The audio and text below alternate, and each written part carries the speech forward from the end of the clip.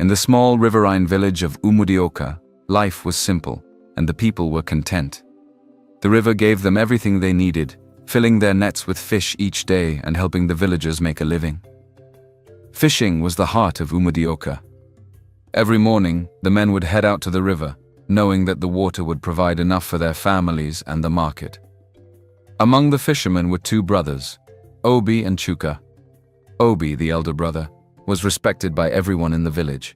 He was wise and steady, always knowing the right thing to say or do. People trusted Obi because he was calm and dependable, never one to act without thinking. His strong arms and broad shoulders showed the years he'd spent fishing, pulling in nets, and rowing through the water. Obi's quiet nature made people feel safe, and he was seen as a pillar of strength in the village. Chuka, the younger brother, was different. He was full of energy and always had a spark in his eye. Chuka was known for his charm and his restlessness. He wasn't satisfied with just the simple life of fishing. He dreamed of more. He wanted wealth and adventure, things that he felt went beyond the small shores of Umudioka. But his skill in fishing was undeniable. He had sharp eyes that could spot fish from a distance, and he handled the nets as if he'd been born to do it. The young women in the village couldn't help but notice him. With his six-pack abs, bright smile, and smooth words, Chuka made them blush whenever he walked by. And he would smile back at them courtly because he was already engaged. Chuka was engaged to a kind young woman named Amaka. She was excited about their upcoming marriage, looking forward to building a life together. Amaka loved Chuka deeply and often daydreamed about the happy home they would make. But lately, she had started to feel a distance growing between them. Chuka seemed to be thinking of something else, and Amaka worried that his dreams of wealth and adventure were taking him away from her. Each morning, the brothers would gather their nets and set out on the river, working side by side in perfect rhythm. Together, they brought in large catches, making them well respected in the village. Obi's steady hand balanced Chuka's eagerness, and everyone saw them as a perfect team. But as they worked together, Chuka's mind often wandered. He was grateful for the life he had, but he couldn't help feeling that there was more waiting for him out there. Something beyond the river, beyond the simple life of Umudioka. And as that feeling grew, so did the space between him and the people he loved. Amaka noticed it more each day, and though she tried to keep hope alive in her heart, she couldn't help but wonder if Chuka's restless dreams would one day carry him far away from her. One misty morning before the sun had risen fully over Umudioka, Chuka and Obi set out on the river as usual. The village was still quiet, and the only sounds were the gentle splash of their paddles and the soft calls of birds waking in the trees. The river was calm, and the brothers moved through the water with ease, ready for another day of fishing. Chuka rowed with his usual energy, but his mind wandered. He thought of all the things he wanted: adventure, wealth, and something more than the daily rhythm of fishing. Obi, who knew his brother well, could see the look in his eyes. "Your head is in the clouds again, isn't it?" Obi asked with a small smile. Chuka grinned, shrugging. "Maybe. Don't you ever think about what else is out there beyond this river?" Obi chuckled, shaking his head. "The river is enough for me. It gives us everything we need. You know that, Chuka." Chuka didn't reply, but his thoughts continued to drift. Suddenly he heard something faint, a soft, sweet sound that seemed to float over the water. It was like a song, gentle and beautiful, and it sent a strange feeling through him. "Do you hear that, Obi?" he whispered, his eyes scanning the water. Obi stopped paddling and listened, his brow furrowing. "It's probably just the wind," he said, but even he looked a little uncertain. "No, it's not the wind," Chuka insisted. "It sounds like someone singing." Curious and drawn to the sound, Chuka started paddling towards it, ignoring Obi's cautious look. The further they rowed, the clearer the song became.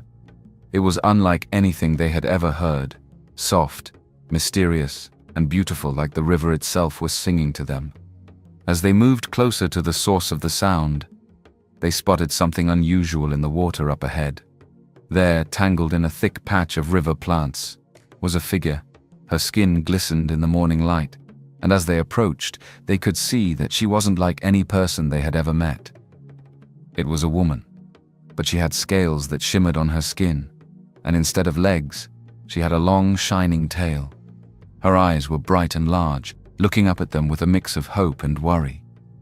"Please," she said, her voice as soft as her song, "help me." Chuka was completely captivated. He had heard stories of mermaids, but he never believed them until now. He could barely speak, staring at the beautiful creature caught in front of him. She was unlike anything he'd ever seen, and his heart pounded with excitement. Obi, on the other hand, was more cautious. He grabbed Chuka's arm, whispering, "We don't know who or what she is. This could be dangerous." Chuka shook off his brother's grip, determined to help. "She needs us, Obi. Look at her. She's stuck." Ignoring Obi's warnings, Chuka moved closer and began to carefully pull the plants away from her tail. The mermaid winced as he untangled the last bit of the thick river plants, but soon she was free.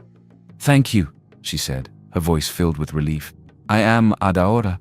Chuka smiled, unable to hide his admiration. "I'm Chuka, and this is my brother, Obi." Adaora nodded at Obi, but her gaze lingered on Chuka as if she was just as captivated by him as he was by her. "I don't know how to repay you," she said softly. "You saved me." Chuka felt his cheeks warm, though he tried to stay calm. "You don't have to repay us. We were just passing by." But Adaora shook her head, reaching out her hand. In it she held a small, shining shell. "Take this," she said, offering it to Chuka. "It's a small gift, but I will not forget your kindness." Chuka took the shell, feeling a strange thrill run through him as he touched it. "Thank you, Adaora," he said, trying not to show how excited he felt. With a final grateful look, Adaora slipped back into the water, disappearing beneath the surface as if she were part of the river itself. Chuka stared after her, still feeling the thrill of the strange encounter. As they rowed back to shore, Obi looked at Chuka with concern. "This is not something to play with, Chuka. She is no ordinary woman." Chuka shrugged, clutching the shell in his hand. "I know, but she needed our help. And besides, when else would we meet someone like her?"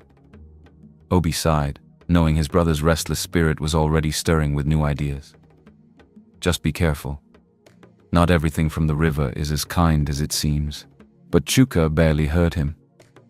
He couldn't stop thinking about Adaora, the beautiful mermaid with the haunting song and the mysterious smile. As they returned to the village that day, he couldn't help but feel that his life was about to change in ways he never could have imagined. The days passed, but Chuka's mind remained fixed on the encounter with Adaora. He tried to go about his usual routine, fishing with Obi each morning, but his thoughts kept drifting back to the river and the mysterious mermaid. Her face, her voice, the way she had looked at him, it all haunted him, pulling him back to the water like a magnet. One evening, when the sun was just beginning to set and the village was winding down for the night, Chuka quietly left his hut and headed to the riverbank alone. He felt a mix of excitement and nervousness, unsure if he would see her again, but hoping with all his heart that he would. As he reached the edge of the water, he sat down and waited, listening to the gentle sound of the river flowing. For a moment, he felt foolish. Maybe she wouldn't return. Maybe it had all been a one-time meeting. But just as he was about to give up and turn back, he heard that familiar, soft, beautiful voice drifting over the water. His heart leaped, and he looked out to see Adaora swimming toward him.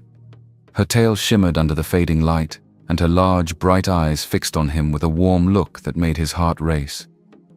"You came back," he whispered, unable to hide his happiness. Adaora smiled, her face lighting up. "I felt that you would be here. Something told me you would wait." They talked for hours as the sun set and the stars began to shine above them. Adaora told him about her life in the river, how she and her sisters spent their days exploring the waters, and how she had been warned never to get close to humans. But she said there was something different about him, something that made her feel safe. Chuka felt the same. He couldn't explain it, but he was drawn to her like nothing he'd ever felt before. She was more than beautiful. There was something magical about her that made him feel alive, as if the world was brighter and more exciting just by being near her. As they spoke, Adaora reached out and took his hand. Her touch was soft and cool, and Chuka felt a shiver run through him. "You saved me," she said. I won't forget it. Chuka blushed, squeezing her hand gently. I'd do it again. I don't know why, but it feels like I was meant to meet you. They continued meeting like this every evening, talking by the river's edge, sharing stories and laughter. Soon, Chuka became so engrossed in these meetings that he started to ignore his duties. He woke up later each morning, barely keeping up with the fishing trips with Obi. His mind was always on Adaora, and he found himself distracted, dreaming of the next time he would see her. Obi noticed the change in his brother. Chuka, once full of energy and excitement for each fishing day, now seemed tired and distant, his thoughts elsewhere. One morning, as they paddled out on the river, Obi finally spoke up. Chuka, you've been acting strange lately. You're hardly around in the evenings, and during the day, you're different. What's going on? Chuka shrugged, trying to brush it off. Nothing, Obi. I've just had a lot on my mind. But Obi wasn't convinced. This isn't like you, brother. Whatever it is, remember that we're a team. We've always been. I don't want anything coming between us. Chuka forced a smile. Of course, Obi. You know I'll always be here with you. But deep down, he knew his heart was drifting further and further away from the village, from his life with Obi, and even from his fiancée, Amaka. Though he tried to tell himself that it was just a small distraction, he couldn't deny the pull Adaora had over him. As the weeks passed, their meetings became even more intimate. Adaora began to bring gifts from the river, shimmering pearls, small sparkling stones, and even rare shells. Chuka accepted each gift, enchanted by the magic of it all. He felt that these treasures were more valuable than anything he could find in Umudioka, more exciting than his simple life as a fisherman. And unknown to him, this new bond was beginning to spread whispers among Adaora's friends. Some of them had seen her meeting with the human, and they grew curious, envious even. They too began to wonder what it would be like to know the human, to receive his smile, his laughter. And as they watched from afar, their own feelings began to stir, setting the stage for a rivalry that would soon test Chuka's heart in ways he couldn't have imagined. Every evening, as the sky turned golden and the river grew quiet, Chuka found himself drawn back to the water's edge, eager for his secret meetings. At first, it was only Adaora he would meet there. She would wait for him, her eyes lighting up as he approached, her voice gentle as she told him about the mysteries of the river. They talked, laughed, and slowly grew closer, sharing moments that made Chuka feel he was living a dream. But as the days went by, Chuka's life grew even more tangled when Adaora introduced him to her friends. Ngozi and Ezine were just as enchanting as Adaora, each one a unique beauty in her own way. After that first introduction, Chuka started meeting each mermaid separately, savoring the thrill of these secret encounters. Each night he would tell one mermaid he needed to rest, only to slip away and spend the night with another by the river's edge. He began to see Adaora, Ngozi, and Ezine each in turn, carefully keeping them unaware of one another. The thrill of this hidden life took over his days and nights, and soon he found himself slipping deeper into a web of secrets he could barely keep straight. Ngozi was bold and playful, always laughing and teasing Chuka, urging him to forget about Adaora. You know I could make you happier than Adaora ever could, she would say, her eyes twinkling as she pressed close to him, her voice soft and tempting. She would bring him shimmering river stones, draping them over his neck as she whispered promises that made him feel he was the most important person in her world. Ezine, on the other hand, was quiet and mysterious. She rarely spoke, but watched him with an intensity that left Chuka feeling breathless. One evening, as they sat close by the water, she took his hand in hers and murmured, "Why waste your time with Adaora when I could be yours?" Her eyes held him in a spell, and before he knew it, he was agreeing to meet her alone, away from the others. Unaware of each other's presence in his life, each mermaid tried to make Chuka hers alone. They each thought they were his only love, whispering sweet promises in his ear and bringing him gifts from the depths of the river. And each time Chuka's desire grew, his heart racing as he kept these secret relationships alive, basking in the attention and the treasures they gave him. The nights spent by the river grew more intimate as Chuka and each mermaid grew closer. When the moon was high, Adaora, Ngozi, and Ezine would transform into a form that allowed them to move like humans. Their tails were gone, replaced by legs that let them walk along the riverbank with him. Those nights, under the stars, Chuka and the mermaids would share moments of closeness that bound him even more to their world. Each mermaid, feeling that she alone held his heart, would spend hours with him. Chuka no longer felt any guilt about his fiancée, Amaka, or the life he was slowly leaving behind in the village. The thrill of having not just one but 3 beautiful mermaids in his life had taken hold of him, making him feel invincible. Each gift they gave him, the pearls, the shells, the sparkling stones, felt like proof of his charm, his power over these magical creatures. In his mind, he had found something greater than any life Umudioka could offer. Back in Umudioka, his absence did not go unnoticed. Amaka grew increasingly worried, sensing that Chuka was slipping away from her. She tried to talk to him, hoping to understand what was on his mind. But he brushed her off each time, making excuses about long fishing trips or needing time alone. Obi, too, was troubled, watching his brother disappear into his own world. But Chuka didn't care. He felt as if he had discovered something magical, something no one else in the village would ever understand. The river held mysteries, and he had become part of them. As he spent more time with Adaora, Ngozi, and Ezine, he felt himself falling deeper into a world he had never imagined. Soon, he stopped going out to fish entirely, spending his days daydreaming about the evenings by the river. He began to avoid his duties, ignoring the calls of his friends and family, and distancing himself from the people who loved him. His life had become a series of secret meetings, hidden treasures, and whispered promises by the water's edge. In the dark, as he held each mermaid close, he felt like the luckiest man alive. But with every passing night, he was slipping deeper into a world of secrets, unaware of the storm that was quietly brewing around him. Chuka's life had changed entirely. Gone was the humble fisherman who once toiled in the early morning light, casting nets and pulling in the day's catch with his brother. Now he was a man of wealth and pride, dressed in the finest clothes and known throughout the village for the treasures he possessed. His home sparkled with rare pearls, shimmering shells, and stones that glistened under the sun. All of these gifts had come from his secret relationships with the mermaids, and he had no intention of stopping. Each night, Chuka would meet with Adaora, Ngozi, or Ezine by the river, luring them in with his charm and his words. They showered him with more gifts than he could ever need, bringing him treasures from the deepest parts of the river, things no human had ever seen. Each gift was more extravagant than the last, and Chuka's wealth grew beyond anything he'd ever imagined. As his riches piled up, so did his pride. Chuka would walk through the village with his head held high, barely acknowledging anyone who passed by. He had begun to see himself as better than the other villagers, flaunting his wealth openly, as if daring anyone to question him. "Why should I suffer to fish when I can collect countless treasures from the mermaids?" he would think to himself, smirking. "All I have to do is charm them, and they'll give me anything I want."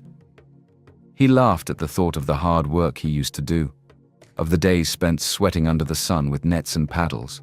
Now he barely lifted a finger. He had stopped joining Obi for their daily fishing trips entirely, leaving his brother to do all the work alone. Obi's disappointment and frustration grew each day, but no matter how many times he tried to speak with Chuka, his words fell on deaf ears. "Chuka, we were happy before all this," Obi would say. "The life we had wasn't rich, but it was good. Can't you see what you're losing?" Chuka would wave him off, laughing. "Losing? I'm gaining more than you could ever imagine, Obi. You're the one wasting time on fishing when there's a fortune waiting for us. You should be thanking me." But it wasn't just Obi who felt Chuka's absence. Amaka, his fiancée, had waited patiently for him, hoping that his strange behavior was just a phase. She believed that he would come back to her, that the Chuka she had known and loved would return. But as the days turned into weeks and the weeks into months, her hope began to fade. Chuka barely spoke to her anymore, his visits becoming brief and distant. When they did cross paths, he would barely look at her, as if she were just another face in the village. The laughter and warmth he used to share with her were gone, replaced by cold indifference. Amaka's heart was shattered. She couldn't understand what had happened to the man she had loved. the man she had planned to spend her life with. She cried herself to sleep many nights, praying that Chuka would return to his senses, but with each passing day, he seemed to drift further away, lost in the riches and the power that his new life had given him. Yet, despite her pain, Amaka's spirit remained strong. She continued to help her family, working in the village and doing her best to move forward. Her kindness didn't go unnoticed. Among the villagers was a young warrior named Ekene. Strong, disciplined, and respected, Ekene was known for his bravery and dedication to the village. He noticed Amaka's sadness and over time began to admire her quiet strength. Ekene approached Amaka one day, offering her a kind smile. "You deserve to be treated with love and respect," he said gently. "If someone cannot see your worth, then perhaps they are the one who is blind." Amaka looked up, surprised by the warmth in his words. She saw in Ekene's eyes a genuine kindness, something she had missed in Chuka for so long. Slowly, as days passed, Amaka began to see Ekene as more than just a friend. His presence brought her comfort, and for the first time in a long time, she felt a spark of happiness. Meanwhile, Chuka's greed continued to grow. His heart was set on one thing: more wealth. No amount of treasure seemed enough. He wanted more pearls, more stones, more riches to add to his collection. He even began thinking of new ways to charm the mermaids, coming up with sweet words and promises to keep them captivated. "They adore me and want my manhood," he thought, grinning to himself. "Why shouldn't I take advantage of it? They'll give me anything I want, and I'll be the richest man in all of Umudioka." He no longer cared about the consequences, ignoring the warnings his brother had given him, ignoring the pain he had caused Amaka. In his mind, the mermaids were nothing more than a way to get what he wanted, and he used his charm and allure to get as much from them as he could. But as Chuka's greed grew, so did the restlessness in the river. The once peaceful waters began to stir, as if sensing the imbalance Chuka was creating. The villagers noticed strange changes in the river, small disturbances that seemed to hint at something deeper, but Chuka, blinded by his pride and wealth, paid no attention. All he could see were the riches, the endless flow of treasures that came to him, all for the taking. Little did he know that his actions were setting forces in motion, forces that would soon bring consequences he could never have imagined. Chuka's life had become a complex web of secrets and desires. He had gone from meeting each mermaid in secret to building intense relationships with Adaora, Ngozi, and Ezine, each of them convinced that she alone held his heart. Every night he would slip away from the village, meeting one of them by the river and sharing whispered promises and passionate embraces under the moonlight. Each mermaid thought she was special, that she was the only one blessed to bear Chuka's love. But the enchantment Chuka had woven was about to unravel. Over time, each mermaid began to notice changes in her body, a warmth, a gentle stirring that signaled new life. They had all begun to carry Chuka's child. At first, each one kept this secret close, convinced that it would finally secure Chuka's loyalty. They dreamed of a future with him, believing that their bond was unique and unbreakable. One night, Adaora came to the river with excitement in her eyes, ready to share her secret with Chuka. She had imagined his joy and hoped he would stay with her forever. But as she waited, Ngozi appeared, her face showing the same excitement and anticipation. "What are you doing here, Ngozi?" Adaora asked, her voice uncertain. Ngozi's smile faded, and she crossed her arms. "I could ask you the same question. I came here to see Chuka. He belongs to me." Adaora's heart sank. "Belongs to you?" she whispered, her voice filled with confusion. "Chuka is mine. We're going to have a child together." The words hung in the air, and Ngozi's face went pale. "A child," she whispered, her voice trembling with shock. "Chuka is going to have my child." As they stood there, the truth began to dawn on them. Both of them had been deceived, believing they were the only ones carrying Chuka's child. Hurt and betrayal filled their hearts. But before they could speak, Ezine emerged from the shadows, her face a mirror of their own pain. "He promised me everything," Ezine whispered, her voice broken. "I'm also expecting his child." The three mermaids stared at each other, a mix of shock, anger, and despair clouding their faces. The river, sensing their turmoil, began to stir, its once gentle waves turning rough, the water thrashing against the shore. Their voices rose and their tears fell like raindrops, each one mourning the love they thought was only theirs. Adaora clenched her fists, her voice shaking with anger. "Chuka betrayed us all. He played with our hearts and used us for his own gain." Ngozi's face twisted with jealousy. "I trusted him. I thought I was the only one. How dare he lie to us?" Ezine's quiet nature gave way to rage, her eyes blazing. "If he thinks he can betray us and go unpunished, he is wrong." Their jealousy and heartbreak turned the peaceful river into a chaotic whirlpool, the waves crashing with a force that hadn't been felt in years. The ocean itself seemed to respond, sensing the mermaids' pain and anger. The once calm waters grew turbulent, sending ripples of unrest throughout the entire river and far into the sea. This disturbance did not go unnoticed. In the deepest part of the ocean, Queen Udara, the powerful and wise ruler of the seas, sensed the discord spreading through her waters. She was the protector of all her daughters, and she had seen Chuka's greed and deceit for some time. Now, the cries of Adaora, Ngozi, and Ezine had reached her, echoing their heartbreak and betrayal. Queen Udara's heart filled with fury, and she rose from the depths, swimming swiftly to the river's edge. Her arrival was like a storm, the water parting around her as she emerged, her presence commanding and fierce. As Queen Udara reached the shore, the mermaids fell silent, their anger turning to awe and fear in the face of their queen. Chuka, who had been waiting by the river for yet another secret meeting, froze as he saw her, a sense of dread washing over him. Queen Udara's voice was like thunder as she addressed him. "Chuka, you have brought chaos and heartbreak to my waters. You have used my daughters, taking their love and trust and twisting it for your own gain. Do you know the pain you have caused?" Chuka stammered, struggling to find words. I didn't mean to. Queen Udara cut him off, her gaze fierce. "You did this knowingly, blinded by greed and pride. You abandoned your own people, cast aside those who cared for you, all for the wealth and gifts of the sea. You sought riches and power, and now you must face the consequences of your actions." Adaora, Ngozi, and Ezine stood by, their eyes full of hurt and anger, each one feeling the weight of Chuka's betrayal.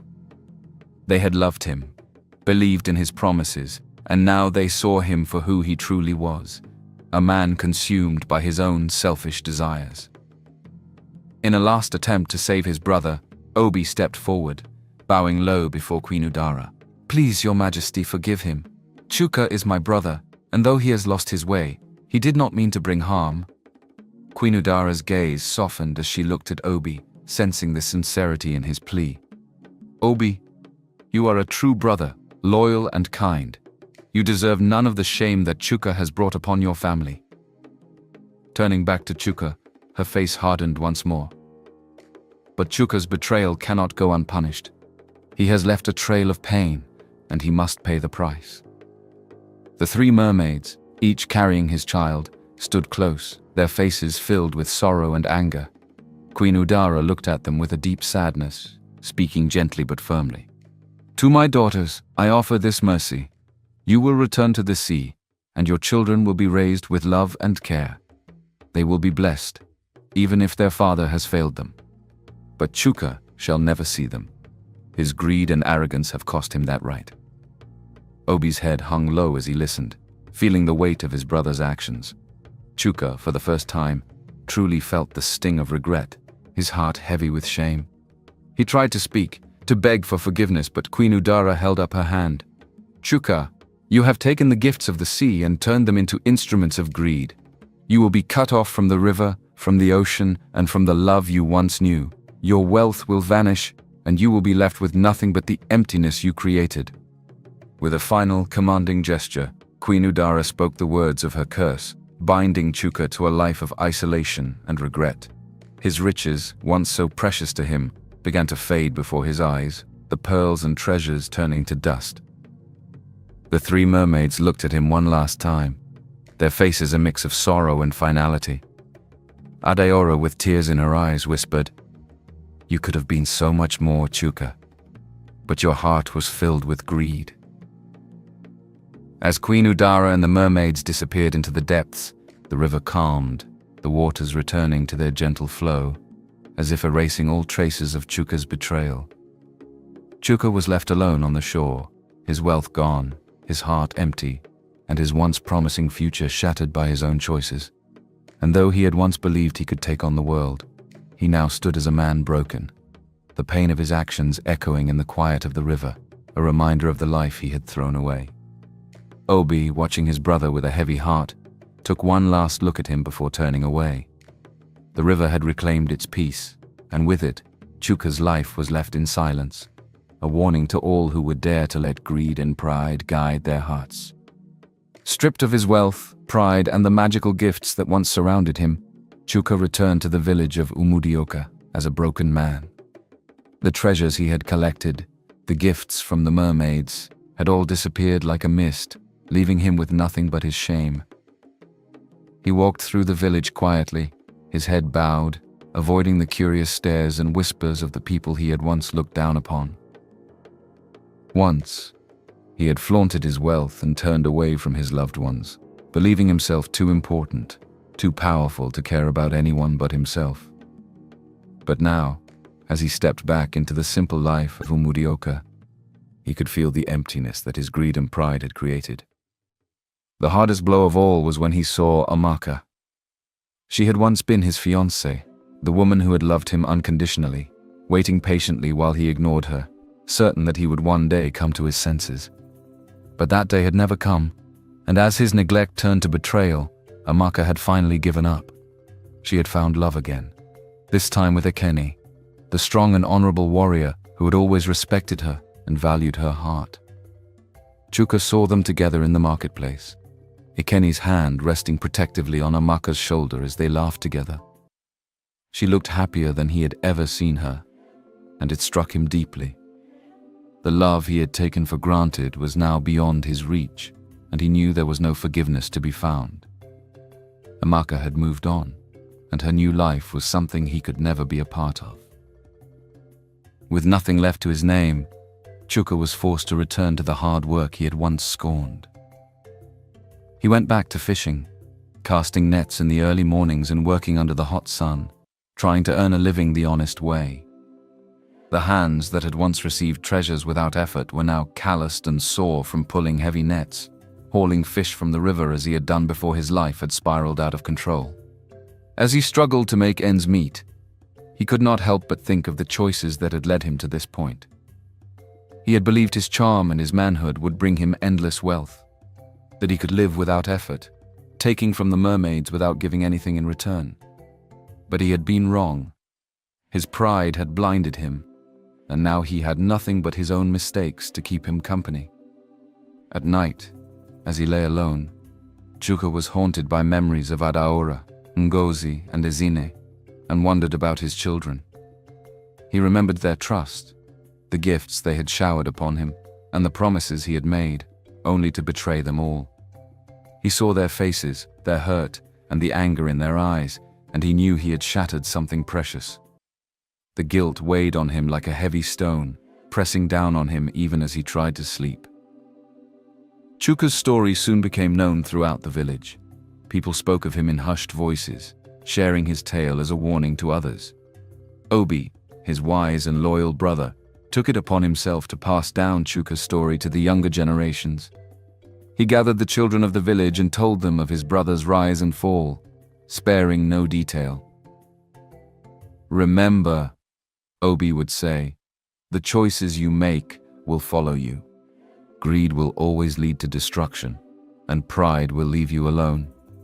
The world may offer you treasures, but they mean nothing if you do not earn them with respect and hard work." The children would listen, their eyes wide as they took in the tale of Chuka, the man who had everything and lost it all. Obi would emphasize the importance of integrity, of caring for those who love you and valuing the simple life the village offered. He spoke of the river, reminding them that while it provided for them, it must also be respected, for its gifts were not to be taken lightly. Over time, Chuka became a symbol in the village, a reminder of the dangers of greed and betrayal.